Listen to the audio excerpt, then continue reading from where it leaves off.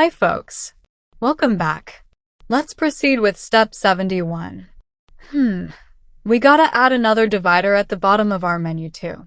So let's add another horizontal roll tag in between the main element and the footer element. Step 72. To create a little more room around the menu, let's add 20 pixels of space on the inside of the body element by using padding property. You can notice the menu shrinked on the inside. Step 73. Don't you think there's a large gap between each line of items? Let's use already existing class item paragraph selector and set their top and bottom margins to be 5 pixels each. Step 74. Let's use the same item P selector and make the font size of the items and prices larger by using a value of 18 pixels. Step 75. Okay, now let's change the space between the last dessert and the bottom divider to same as top divider and coffee heading. So we gotta create a new class named bottomline and give its margin top property a value of 25 pixels. You won't notice any change yet because we didn't add class to the line yet. Step 76. Yes, now we're gonna notice change when we add the bottomline class to the second horizontal roll element. Notice the space created between cinnamon roll and bottom horizontal roll.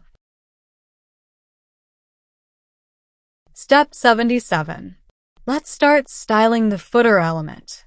To keep our CSS code organized, we'll add a comment labeled footer, so it's clear that the code below is for styling the footer. Step 78. Let's make all our texts in the footer element to have a font size of 14 pixels. Step 79. In your browser, you may have observed that a link that hasn't been clicked is blue, and it changes to purple once you visit the page, signaling that you've already accessed it. However, on our menu page, we want the link to remain black, whether it's been clicked or not. So, let's use anchor element as a type selector and set the color property to black.